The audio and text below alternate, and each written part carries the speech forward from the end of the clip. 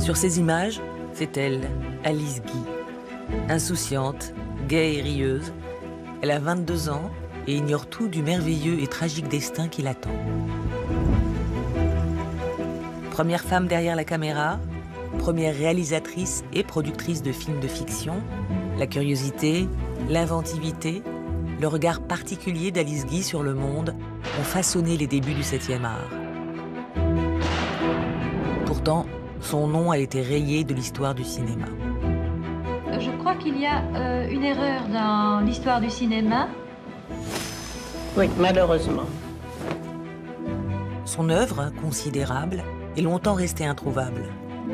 Plus de 500 films perdus, détruits ou attribués aux hommes de son entourage qui ont souvent laissé faire. Vous avez encore des films que vous avez tournés? Vous en possédez encore? Malheureusement, on n'en retrouve pas. On n'en retrouve pas. Non, mais moi je les retrouverai. Ça, j'en suis sûre.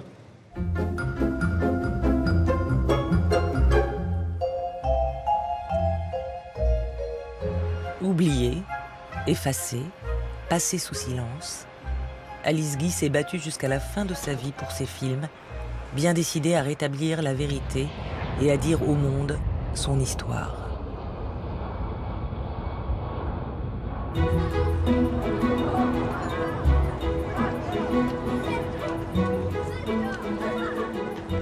C'est en effet une très vieille histoire. À ce moment-là, on ne connaissait pas encore le cinéma. Tout a commencé en mars 1894. J'avais à peine 21 ans. J'avais entendu parler d'un poste au comptoir de la photographie. Il cherchait une secrétaire.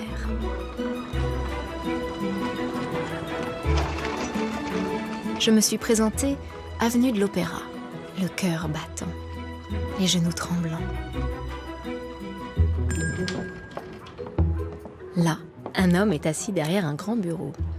C'est Léon Gaumont. « Que désirez-vous, mademoiselle ?» Il m'examine en silence et me dit « Oh, votre recommandation est excellente, mademoiselle, mais la place est importante et j'ai peur que vous soyez bien jeune. Alors, je lui dis, oh, mais monsieur, ça me passera.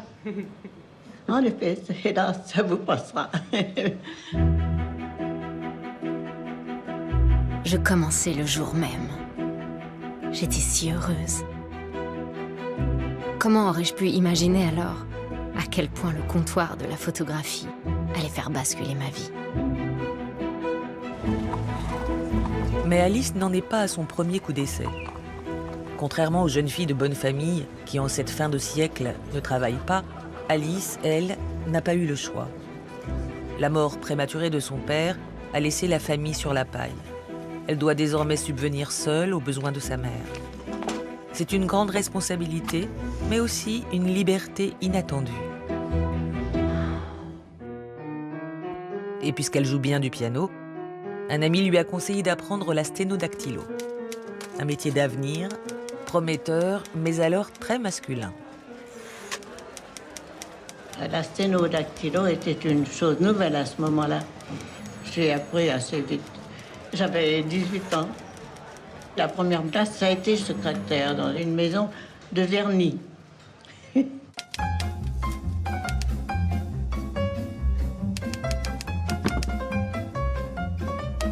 Dans cette maison, je me retrouvais la seule femme au milieu d'un groupe d'hommes. L'un d'eux avait une grande gueule qui déversait comme un égout un flot de plaisanteries grivoises. Évidemment, à mon adresse. Un jour, exaspérée, je bondis jusqu'à son bureau et frappant du poing de toutes mes forces, je lui criai « Vous allez ravaler vos ordures, me laisser travailler en paix !» Elle se dressa comme un diable et dit « Bah merde alors, v'là qu'elle m'engueule. Va falloir l'adresser, la môme. »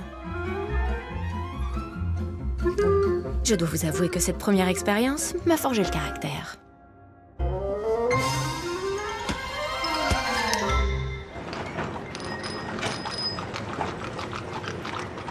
Chez Gaumont, l'ambiance était plus raffinée, mais le patron était autoritaire. Si j'arrivais 5 minutes en retard le matin, vous avez raté le tramway, mademoiselle? Et de 8h du matin à 9h du soir, je devais répondre à ces coups de sonnette impérieux.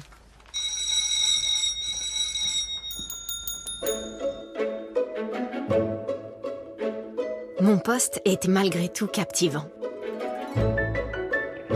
Je découvrais à quel point Léon Gaumont était passionné par les sciences et les techniques.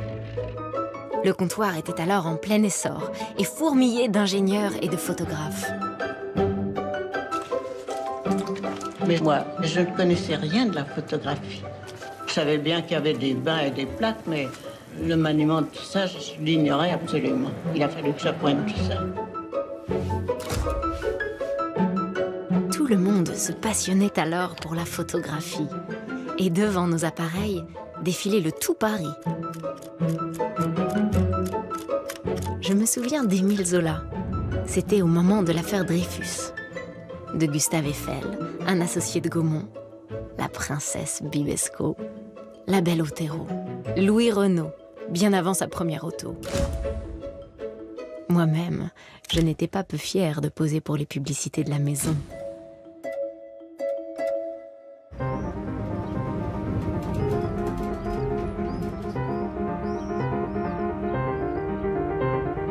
Quelle époque! Quelle belle époque! Sous les yeux d'Alice, tout grandit, s'élève, s'accélère. La vie devient tourbillon. La vitesse gagne le monde et avec elle, l'envie d'en saisir l'essence.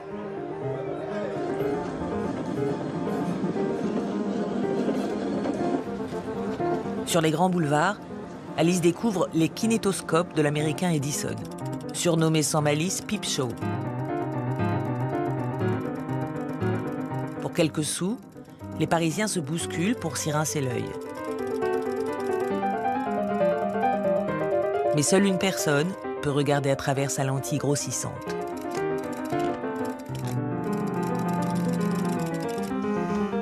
Léon Gaumont, en homme de science mais aussi en homme d'affaires avisé, rêve évidemment d'être le tout premier à projeter ses images en public. Pour gagner cette course à la projection, nous venions d'engager Georges Demeny, un jeune ingénieur qui avait mis au point une machine appelée phonoscope.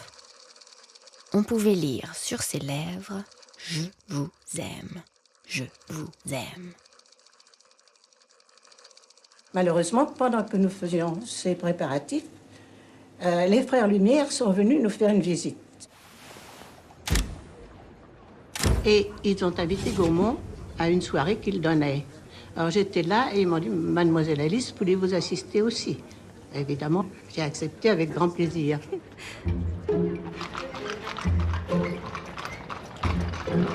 Nous sommes donc allés boulevard Saint-Germain. Là, les frères Lumière préparaient un petit appareil dans le fond de la salle. Personne ne savait ce qu'on allait voir. La lumière s'est éteinte. Et l'effet de surprise a été incroyable.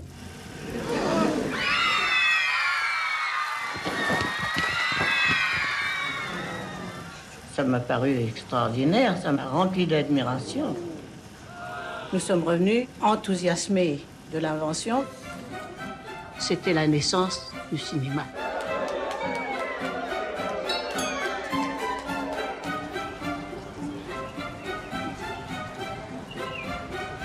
Au comptoir de la photographie, c'est l'effervescence. Il n'est plus question que du cinématographe. Et tout le monde se met à filmer des scènes de la vie quotidienne. Il suffit juste d'avoir un bon sens du rythme. Mais les films finissent par tous se ressembler. Train en marche, défilé de troupes, sortie d'usine. Moi, je trouvais que c'était un peu banal. Enfin, il me semblait qu'on pouvait faire mieux. Et j'ai demandé à Gaumont la permission de faire quelques scénettes et de les mettre en scène. Il m'a dit oui, c'est une affaire de jeune fille, en effet. Eh bien, mon Dieu, vous pouvez essayer, mais à une condition, c'est que votre courrier n'en souffre pas. Oh. Je n'aurais jamais obtenu ce consentement si on avait pu prédire l'incroyable dimension qu'allait prendre le cinéma. Ma jeunesse, mon inexpérience, mon sexe, tout conspirait contre moi. Et pourtant...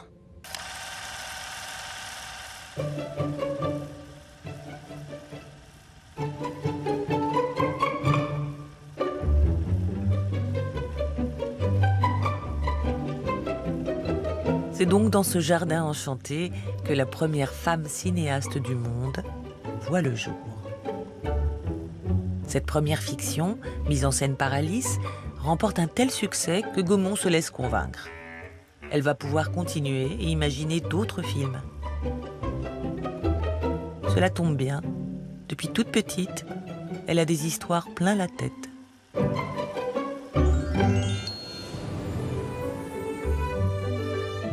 Mon père était libraire, éditeur au Chili.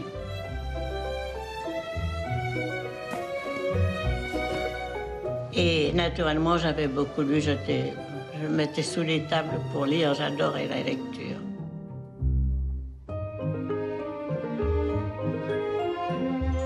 Mon enfance a été mouvementée. Élevée en Suisse jusqu'à l'âge de 3 ans par ma grand-mère que j'adorais, je dus me séparer d'elle pour rejoindre mes parents installés au Chili. Le voyage en bateau dura 7 semaines. Je me souviens du détroit de Magellan. C'est là que la féerie commença. De chaque crevasse, le soleil faisait jaillir des étincelles diaprées. Et mon imagination enfantine peuplait chaque caverne de fées et d'animaux étranges.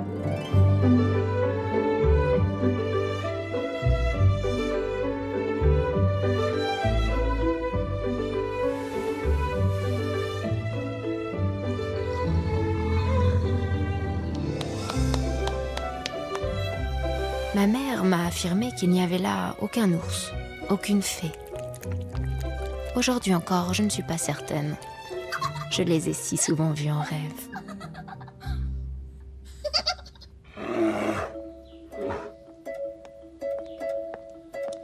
Alice a maintenant 23 ans et ses rêves vont pouvoir s'imprimer sur la pellicule. Tout commence dans un terrain vague de Belleville. C'est dans ce quartier populaire que Gaumont a installé ses ateliers de fabrication. Et c'est là-dessus que nous avons commencé à faire quelques scénettes et de les mettre en scène. Si les gens avaient vu dans quelles conditions nous le faisions. Un drap peinturluré servait de décor. Les costumes étaient loués ici et là. Et comme acteur, le personnel de l'atelier.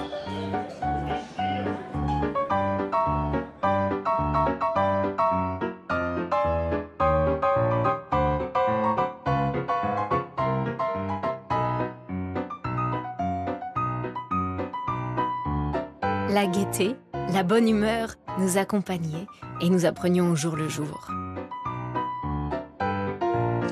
Le hasard, la maladresse d'opérateurs nous firent découvrir le film à l'envers, le fondu, les ralentissements, l'accélération, les surimpressions. C'est comme ça que nous avons trouvé les uns après les autres des petites choses intéressantes.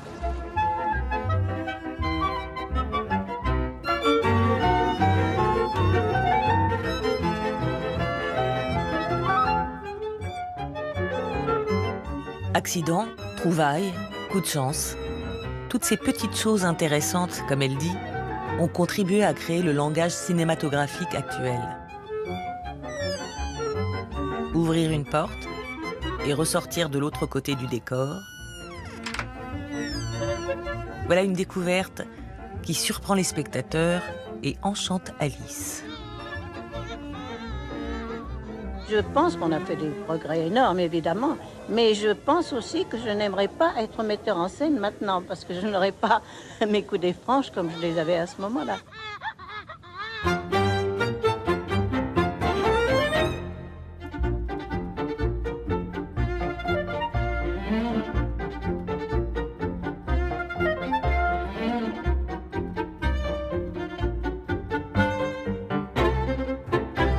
Chez Gaumont, nous nous étions spécialisés dans les films comiques, avec poursuites, chutes, acrobaties. Plus la casse était importante, plus le succès était garanti.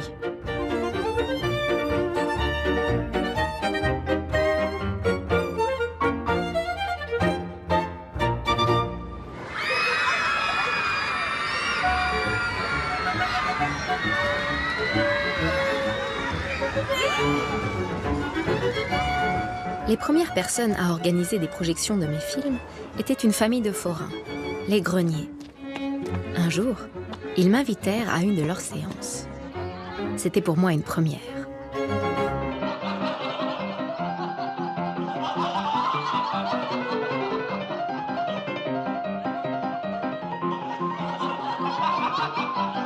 Devant moi, une jeune femme se tortillait sur un banc et entre deux éclats de rire suppliait « Assez, assez, je fais pipi !»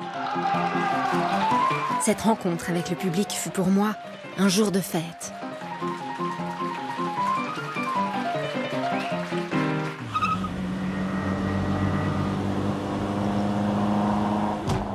Le succès d'Alice n'empêche pas la concurrence de prospérer. Seule femme dans la course, elle est aussi et toujours la seule à réaliser toutes les fictions chez Gaumont. Mais ses adversaires ne manquent pas non plus de talent, comme Georges Méliès et son humour échevelé, ou Ferdinand Zecca qui a commencé auprès d'elle avant de s'envoler chez Pathé. Entre productions rivales, tous les coups sont permis. Les figurants n'hésitent pas à jouer les espions. Et les idées s'envolent à peine écrites.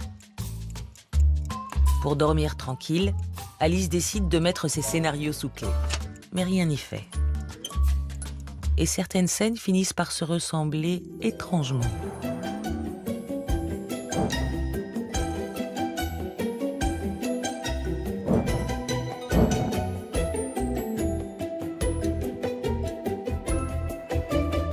Aussi, pour éviter pastiches et contrefaçons, Alice décide-t-elle de s'éloigner des regards indiscrets.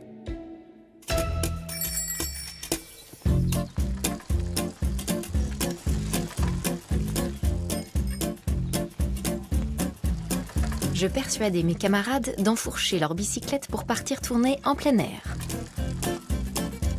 Évidemment, tout était improvisé. Nous n'avions pas, comme aujourd'hui, d'automobiles aménagées pour se changer. Les dames se sont cachées de leur mieux, derrière les buissons, pour enfiler leurs costumes. Tandis que les hommes, moins pudiques, se sont dévêtus n'importe où. Heureusement qu'il n'y avait personne. Nous aurions pu finir au poste. Malgré notre bonne humeur, ces prises de vue en plein air étaient souvent éprouvantes. Le ciel nous réservait parfois quelques surprises.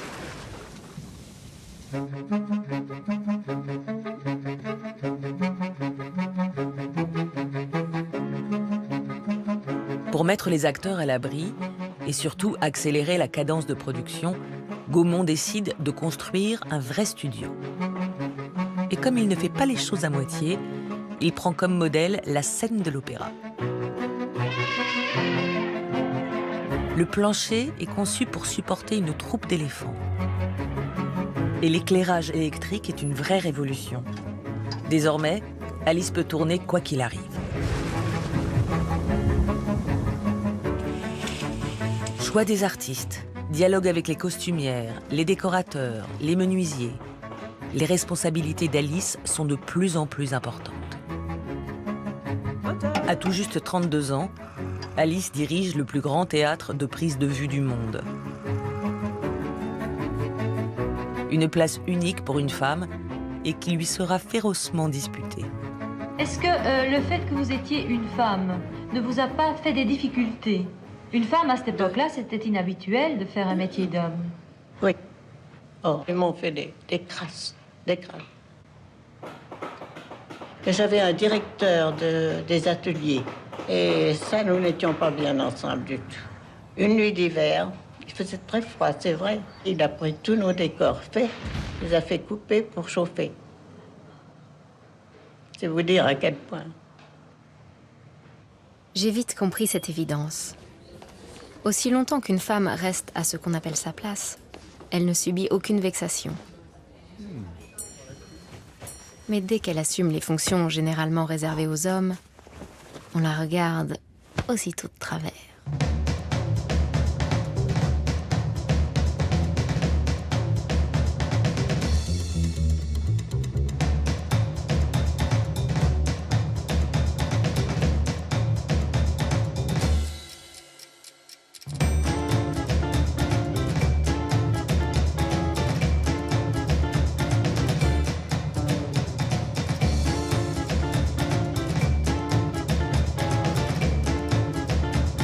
En France, nous sommes des femmes, et seulement des femmes. Nous nous trouvons dans un réel état de dépendance et n'avons aucune chance d'exercer nos facultés en toute liberté. Il y a des exceptions, bien sûr, mais elles sont rares. L'art est pratiquement le seul domaine qui nous est ouvert.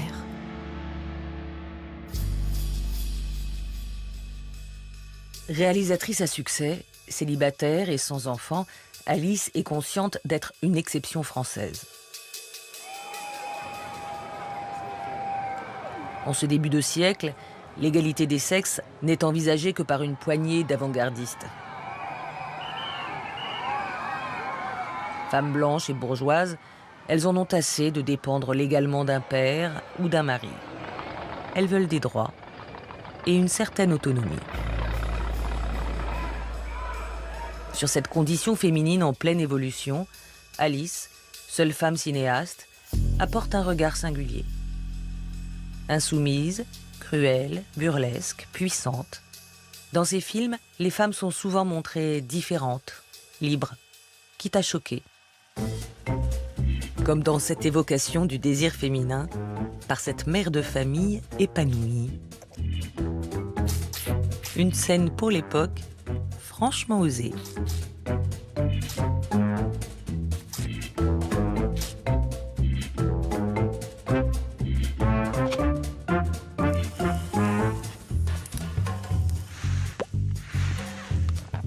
J'aurais beaucoup aimé être actrice. Mais alors j'avais un père qui me disait « Ah non, jamais. Actrice, j'aime mieux te voir morte. » Vous savez ce que c'était que la bourgeoisie à ce moment-là?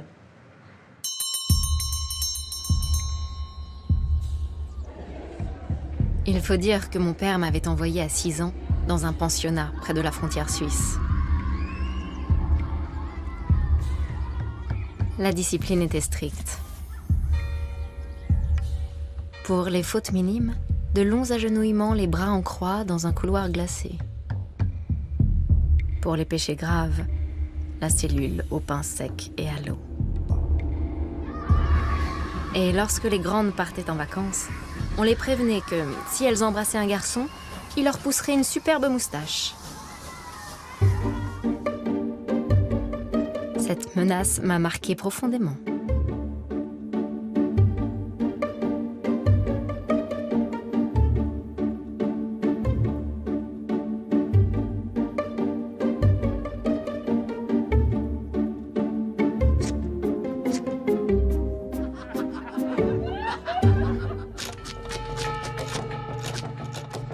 Mais l'éducation d'Alice se fait aussi en dehors des sentiers battus. Sa mère préside une œuvre de bienfaisance qui vient en aide à des ouvrières du textile tombées prématurément enceintes. Elle insiste pour qu'Alice l'accompagne. C'est un choc. Alice avouera plus tard que ce premier contact avec la misère lui a été salutaire. Elle ne sera plus jamais la petite oie blanche, ignorante des injustices sociales qui l'entourent. Désormais, elle voit tout et le dit. Je ne devrais pas raconter ça, mais je veux dire tout de même qu'il y a eu quelque chose d'épouvantable. Nous avions des voisins, des gens terriblement pauvres, puisque nous étions à Belleville. Et il y avait une vieille grand-mère qui avait une fillette qui avait 12 ou 13 ans peut-être. Elle est venue me demander de prendre sa petite fille dans la figuration. Je lui ai dit, écoutez, moi je ne peux pas la surveiller. C'est à vos risques et périls, parce que, vous savez, les figurants là-bas, c'est pas la crème. Alors, le soir, je dis, je vais la mettre dans ma chambre. Et Jacé, mon assistant et sa compagne sont venus me dire, oh, écoutez, mademoiselle, vous êtes tellement fatiguée, nous allons la prendre avec nous. Je dis, il est avec sa femme, ça va bien. Alors, il s'est passé des choses absolument dégoûtantes.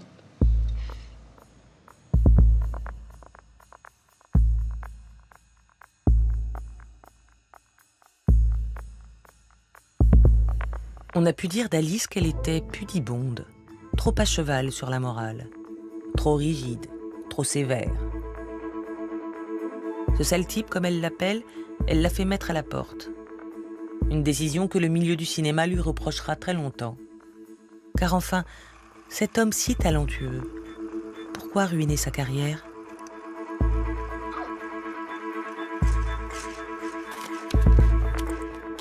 En devenant lucratif, le cinéma va-t-il devenir une affaire d'hommes ?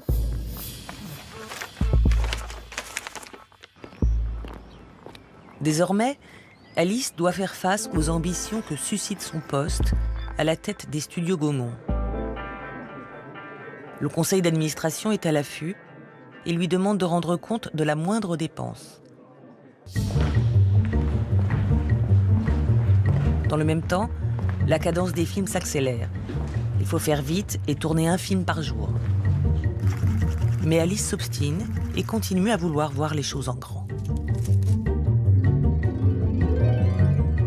Et quel a été le plus long film que vous ayez fait? Eh bien, je crois que c'est La Passion que j'ai fait en 1906, qui a été mon plus grand film en France. Ma vie du Christ a été le premier grand péplum, du jamais vu, avec 25 décors et plus de 300 figurants. J'avais même eu l'idée, tout à fait nouvelle à l'époque, de faire appel à des conseillers historiques. Deux jésuites bien tatillons sur les reconstitutions. Ma ténacité fut récompensée. Le film remporta un immense succès. Des années plus tard, imaginez mon étonnement quand je découvris que certains membres de l'équipe n'avaient pas hésité à prendre ma place de réalisatrice au générique. Ce premier film à grand spectacle est un succès populaire. Mais Léon Gaumont préfère miser sur une autre innovation, le cinéma parlant.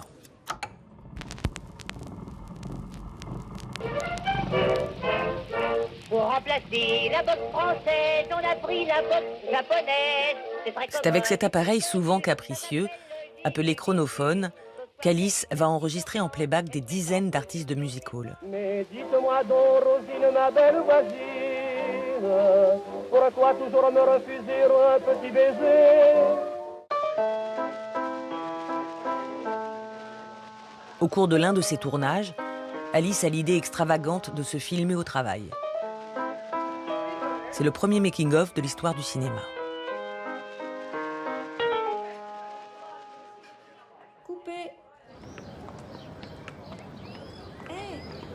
C'est aussi le cinéma parlant qui me trouva un mari. Chez Gaumont, j'avais fait la connaissance d'Herbert Blaché, tout juste débarqué d'Angleterre. Il était venu là se familiariser avec le chronophone. Il accepta sans enthousiasme de m'accompagner en Camargue, où je devais faire un film. Il m'avoua plus tard qu'il n'avait jamais rencontré de femme aussi distante que moi. Il avait sans doute raison. J'évitais toute familiarité dans le travail. Mais ma jeunesse et ma gaieté reprenaient vite le dessus. Le décor était si romantique. Hélas, ces doux moments prirent trop vite fin. Herbert dut rejoindre de toute urgence son poste en Allemagne. Mais à peine était-il parti que Gaumont m'envoyait le rejoindre à Berlin pour l'aider à régler les problèmes du chronophone. Il m'a dit, allez-y. Mais j'ai dit, mais je parle pas l'allemand, moi, je ne connais pas l'Allemagne du tout. Il m'a dit, Blaché vous servira de Cicérone. Et ce qui s'est fait. Nous ne sommes pas mariés à ce moment-là, mais il m'a demandé. J'avais pas très envie d'épouser un Anglais, surtout ça. Mais les Anglais, ils sont pas très sympathiques.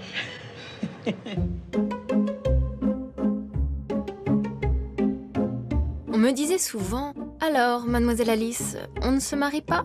Je répondais toujours « Oh, j'aime trop mon métier pour ça. » Mais j'avais déjà 32 ans et envie d'avoir des enfants. Nous annonçâmes donc nos fiançailles. Léon Gaumont, cependant, nous ménageait une drôle de surprise.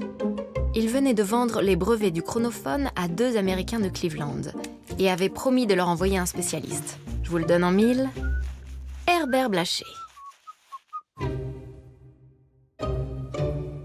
Est-ce une manière d'écarter Alice de la direction du studio ? En envoyant précipitamment son mari outre-Atlantique, on ne lui laisse plus le choix. Après 11 ans à réaliser et gérer seule le plus grand studio de cinéma du monde, elle doit céder sa place.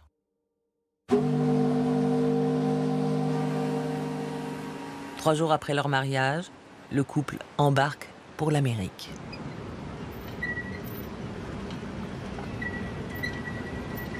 La traversée fut lugubre. Je quittais le cœur gros, ma famille et mon pays, persuadée que j'abandonnais pour toujours ma carrière de cinéaste. Rien n'arrivait à chasser ma tristesse. La statue de la liberté éclairant le monde, les gratte-ciel dans la brume. Je voyais tout cela à travers les larmes que j'essayais de retenir, en vain.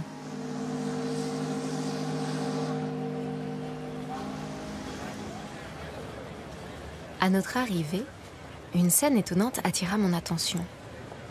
Des migrants débarquaient là par centaines, les femmes avançaient, chargées de lourds paquets, et les hommes les accompagnaient, mains dans les poches. C'est alors qu'un grand policier arrêta un couple. Il prit les bagages des bras de la femme et les mit de force dans ceux de l'homme. Celui-ci en resta totalement ahuri. C'était donc ça l'Amérique ? 10 ans plus tard, j'en fis un film.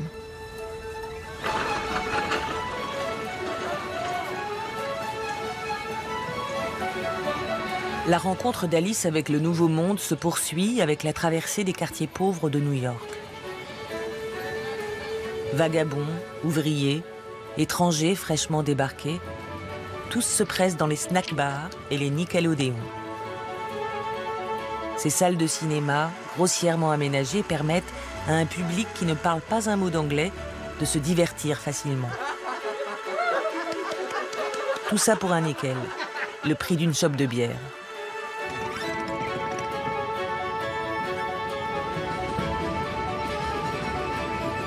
Un autre choc m'attendait à Broadway. Le métro aérien faisait un bruit de tonnerre. Je crus à une révolution.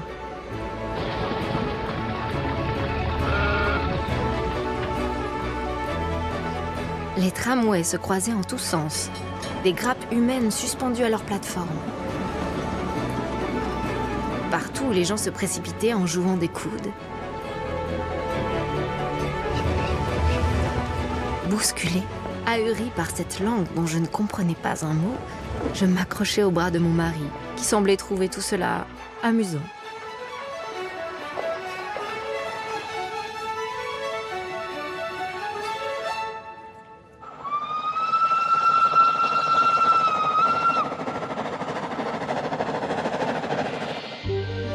Nous dûmes bientôt quitter New York pour Cleveland, où nous attendaient les clients de Gaumont. Je commençais à découvrir les us et coutumes de ma nouvelle patrie. Partout, des femmes conduisaient seules des petites voitures électriques qui ressemblaient à de grands fauteuils.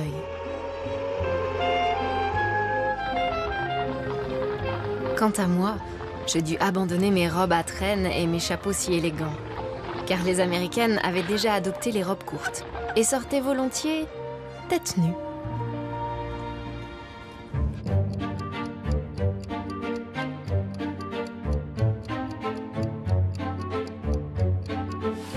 Le temps passait. Je m'adonnais à de nouvelles occupations.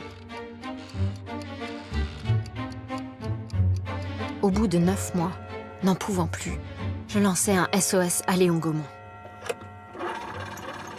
J'étais enceinte de mon premier enfant et nos finances étaient au plus mal. Les 2 Américains n'avaient su tirer aucun profit du chronophone. Alors, Gaumont est venu, il a arrangé les choses, il a acheté ce petit studio à Flushing, à Long Island, et il voulait faire du parlant, justement. Et il en a chargé mon mari.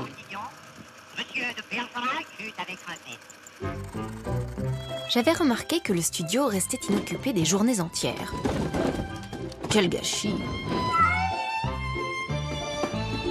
La tentation était trop forte. je proposai aussitôt d'en louer une partie et d'y tourner mes propres films. Une page se tournait pour moi. Et il n'était plus question de me retrouver sous la coupe d'un patron tel que Léon Gaumont.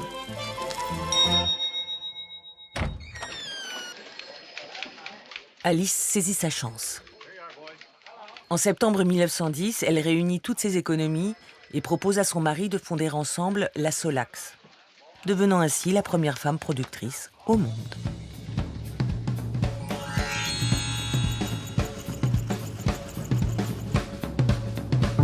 Alice assure seule la bonne marche de la jeune entreprise. En 2 ans, elle va écrire, réaliser ou superviser plus de 200 films. Le public adore et les commandes s'accélèrent. Ces films américains étaient-ils très différents des films que vous aviez l'habitude de faire en France? Oui, très différents. Nous avons fait surtout beaucoup de films cow-boys pour commencer. Oui. C'était la grande mode à ce moment-là.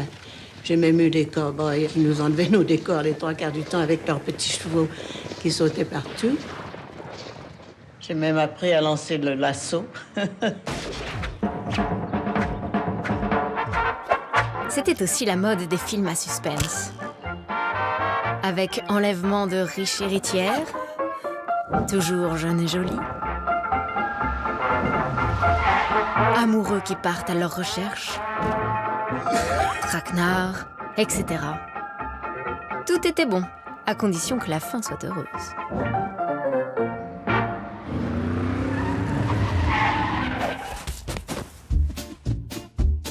Ce genre de film me mit en rapport avec des casse-cou, qu'on n'appelait pas encore cascadeurs. Ils nous proposaient de même de sauter d'un pont, de se laisser rattacher sur des rails, ou même de traverser un incendie. C'est si spectaculaire que les journalistes curieux se pressent pour assister au tournage. Et pas une semaine ne passe sans qu'Alice soit interviewée. Sa success story fait la une. Son expérience à la tête des studios Gaumont, sa réussite avec la Solax, sa French touch, contribuent à faire d'elle un phénomène. Jeune, énergique, volontaire, la figure dominante du cinéma sera un jour une femme. Et cette femme, c'est Madame Alice Guy Blaché. C'est le rêve américain. La Solax produit maintenant 2 films par semaine et les bénéfices explosent. Alice est devenue la femme d'affaires la mieux payée des États-Unis.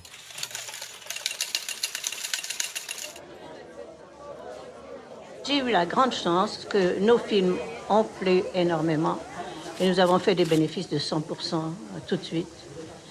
Et là, nous avons acheté un terrain à Fort Lee, dans le New Jersey, qui était la grande cité du cinéma à l'époque.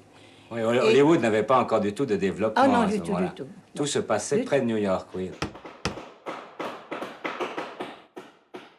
Le nouveau studio d'Alice a coûté $100 000. En quelques mois, Fort Lee, cette banlieue de New York, est devenue la capitale du cinéma américain.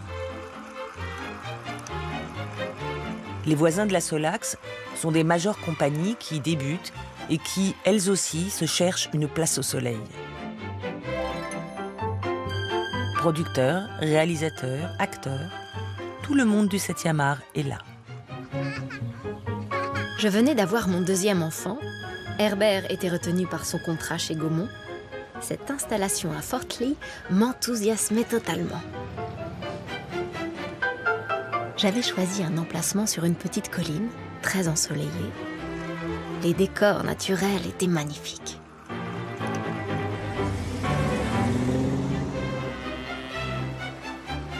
Alice engage des comédiens qu'elle installe à Fort Lee, prêts à tourner à toute heure et à tout âge. Elle débauche même le comique Billy Quirk, un des plus gros salaires de l'époque. Et pour vanter les charmes de la Solax, elle crée un service chargé de la publicité. C'est le début du Star System.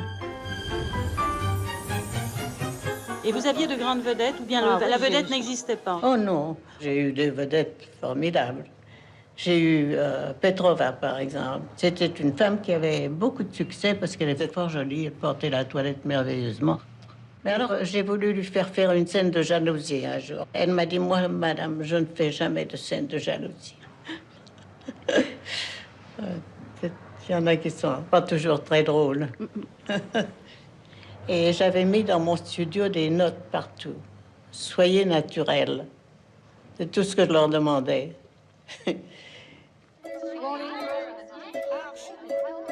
Soyez naturel. C'était ma marque de fabrique. Parce qu'à cette époque, beaucoup de comédiens venaient du théâtre et surjouaient devant la caméra. C'était terrible.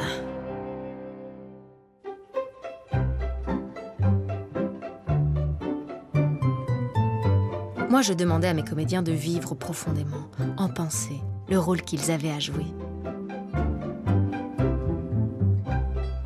J'avais d'ailleurs peu de problèmes avec les acteurs américains, qui étudiaient scrupuleusement les intentions de leurs personnages.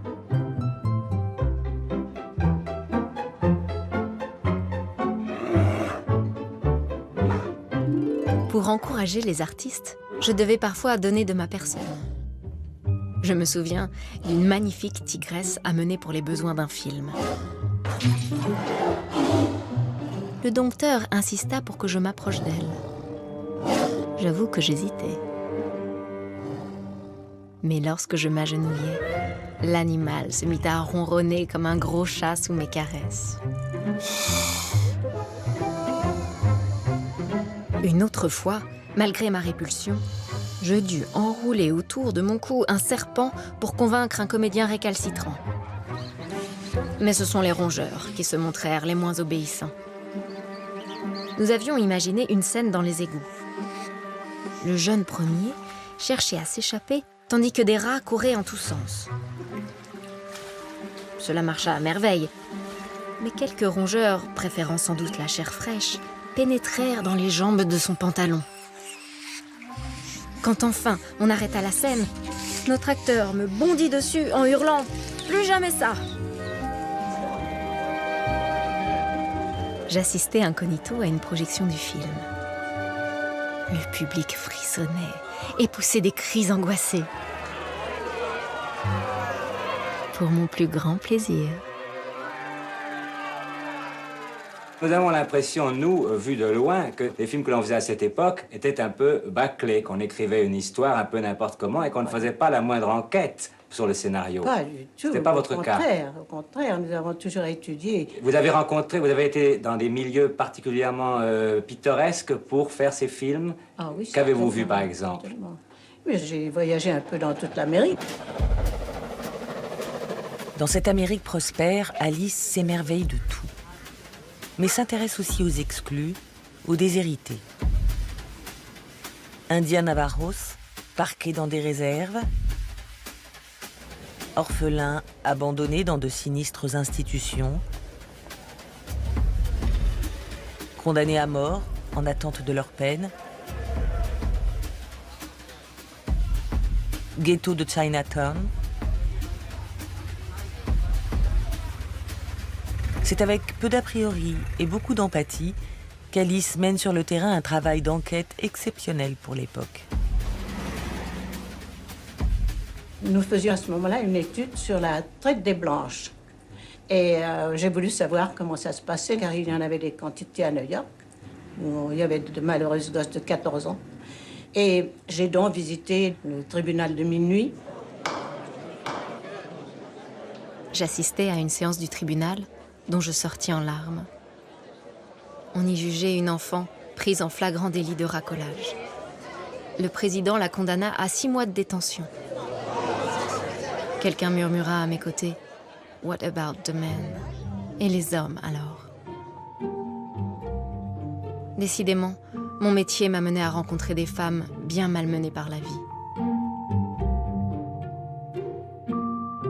La carrière d'Alice, menée jusqu'ici tambour battant, connaît alors un brusque revirement. Tout bascule pour elle au moment où Herbert quitte la Gaumont pour s'installer à la tête de la Solax. Sa réussite a-t-elle fait trop d'ombre à son mari? Ou Herbert se rêve-t-il en capitaine d'industrie, capable de rivaliser avec les majeures compagnies du cinéma? Quoi qu'il en soit, Alice perd peu à peu de son indépendance. Désormais, je n'assistais plus à aucun conseil d'administration. J'aurais, disait Herbert, gêné les hommes qui désiraient fumer leurs cigares en paix. Mais mon mari me réservait d'autres surprises.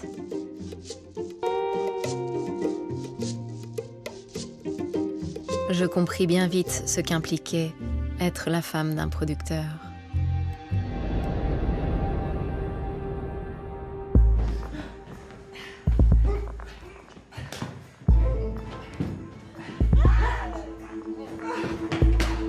Comment ne pas entendre l'émotion d'Alice, ses préoccupations, ses convictions les plus intimes? Plus que jamais, son esprit libre transparaît dans ses films. Les femmes y tiennent souvent un rôle majeur.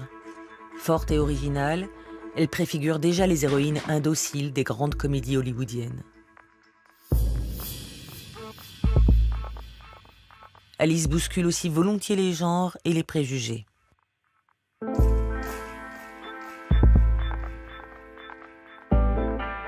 Ainsi, lorsque les comédiens de sa troupe refusent d'apparaître aux côtés d'acteurs noirs, elle n'hésite pas. Elle tourne son film avec une distribution entièrement afro-américaine et l'impose dans tous les cinémas. Personne n'avait osé. C'est une première dans l'Amérique ségrégationniste.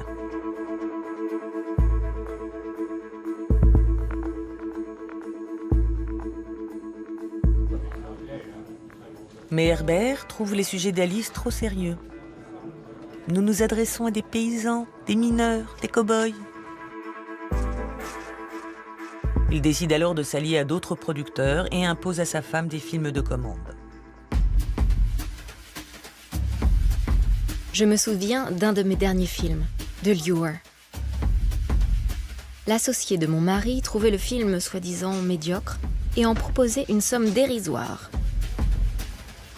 Herbert accepta aussitôt le marché.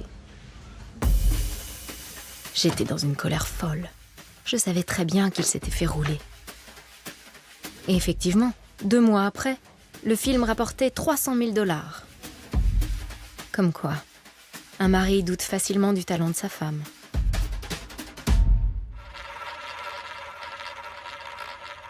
Un péré passe, rien ne va plus. Herbert Blaché a fait de mauvais placements. Il a joué en bourse et beaucoup perdu. Sa passion du jeu achève de les ruiner. La Solax doit être vendue. C'est la saisie de tous leurs biens. Herbert disparaît avec une de ses jeunes conquêtes dans la nouvelle capitale du cinéma, Hollywood. Alice se retrouve seule et quasiment sans ressources. Plus aucun de ses projets n'aboutit.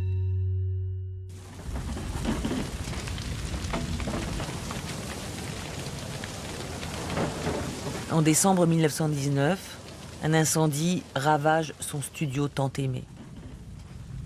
Ses rêves s'envolent. Elle a 46 ans et elle a tout perdu. Alice repart pour la France, avec l'espoir de retrouver sa place dans le cinéma. Cher monsieur Gaumont, la vie devient de plus en plus dure et j'ai besoin de travailler. Vous n'avez pas repris en France une activité cinématographique? J'ai essayé, mais je n'ai pas réussi, malheureusement. Je découvris plus tard que Léon Gaumont m'avait supprimé de l'histoire officielle de sa société. Mon nom n'apparaissait nulle part. Lorsque je protestais, il me répondit « Ce n'est pas moi qui fais les catalogues, et puis c'est si peu important. » Vous savez, ma carrière féminine m'a valu bien des amertumes. Rayée des catalogues, Alice le sera aussi de l'histoire du cinéma. Pour nombre d'historiens, elle est et restera la simple secrétaire de Léon Gaumont. Révoltée, Alice écrit ses mémoires, cherche à rétablir la vérité et garde l'espoir de retrouver ses films. Vous avez encore des films que vous avez tournés? Malheureusement, on n'en retrouve pas. On n'en retrouve pas. Non, on ne retrouve pas de films français. Mes films américains, on n'en retrouve pas du tout. Parce qu'ils veulent que la première femme metteur en scène soit une Américaine. Oui, les États-Unis ont tout fait pour que la première réalisatrice soit américaine. Et en France, il était impensable qu'une femme ait une telle place dans l'invention du cinéma.